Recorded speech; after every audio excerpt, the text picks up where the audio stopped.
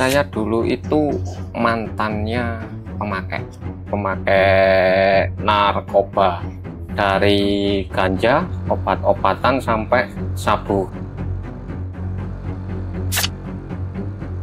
Almarhum itu pinginnya ya nolongin lah, terutama yang kecil-kecil. Itu dia tuh penyayang binatang, terutama kucing. Sayang banget mas, mesti tengkar kalau ada kucing kesini itu dikasih makan tak usir.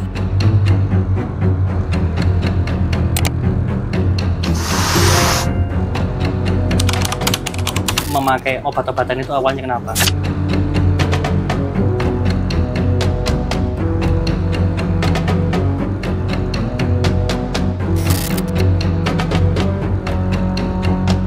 Awalnya gimana mas ya? Mungkin karena satu, lingkungan itu pengaruhnya besar. Yang kedua, mungkin dulu berontak karena kurang kasih sayang orang tua ya. Kedua, orang tua kerja. Saya ini dibesarkan sama pembantu istilahnya. Kayak anak broken home gitu loh mas. Nah akhirnya lingkungan, ketemu teman-teman yang nggak bener, akhirnya jadinya nggak bener.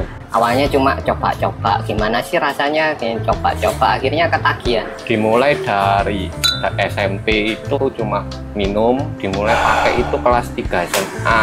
Terus kenapa kok tiba-tiba berhenti itu kenapa mas? Aku tiba-tiba berhenti itu karena ada saudara yang pemakai juga, terus dia kena overdosis dan akhirnya meninggal. Saya dulu itu rehab sendiri mas, selama 6 bulan. Nyewa rumah sendiri, rumah khusus buat rehab, ditemenin mantan lah, sampai bener-bener bisa gak make sama sekali. Dikurung di kamar, nanti saya minta kalau waktu saya sakau kasih sekian. Saya nggak langsung berhenti, karena kalau orang sakau itu badan sakit semua mas, kayak ditusuk-tusuk jarum gitu. Badan sakit semua, badan panas, gak enak pokoknya. Nah itu aku tahap sampai berhenti itu. Jadi saya mintanya kurangin sampai bener-bener nggak sama sekali. Orang tua tahu mas? Enggak. Orang tua itu dulu taunya saya cuma ngerokok. Udah berhenti itu saya terus cerita sama orang tua. Kalau saya dulu itu pernah gini. Akhirnya orang tua ya gimana ya, mau marah ya kecewa ya. Cuma beliau sendiri juga menyadari mungkin karena kurangnya perhatian dari orang tua, jadi anaknya bisa sampai seperti ini. Kan dua-duanya kerja mas, ayah kerja, ibu kerja. Jadi saya di rumah itu waktu kecil itu sama pembantu gitu. Akhirnya sudah mengenal dunia luar, gampang terpengaruh, akhirnya udah mulai nakali nggak karu-karu.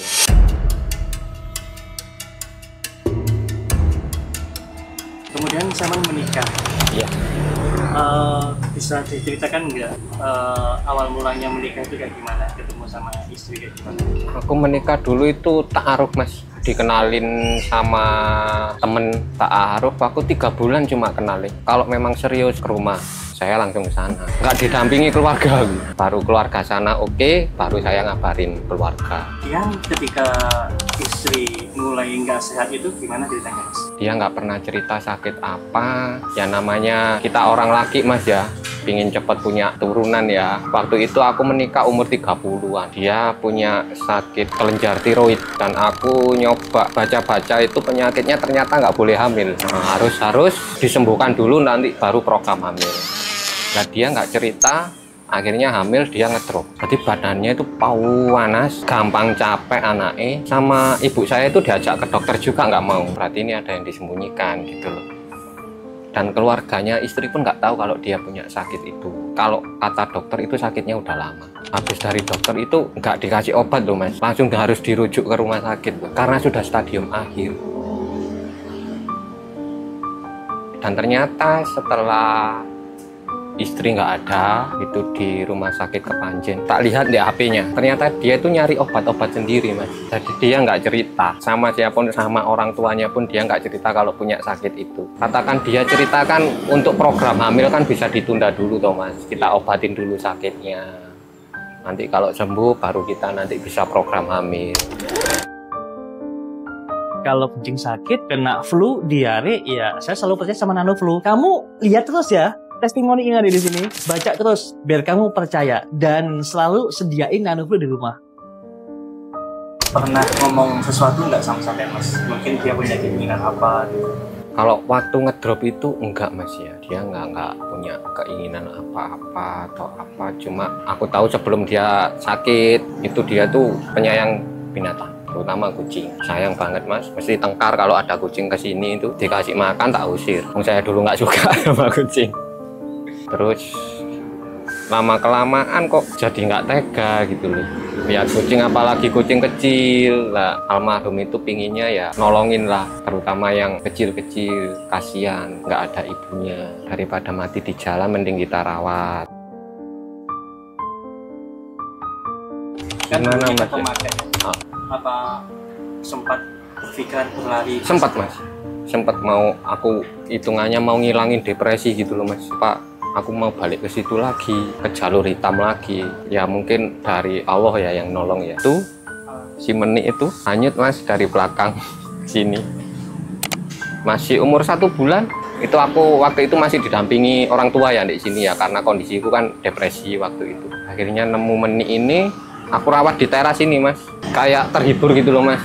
Jadi depresiku kayak fokusnya beralih ke rawat dia gitu loh.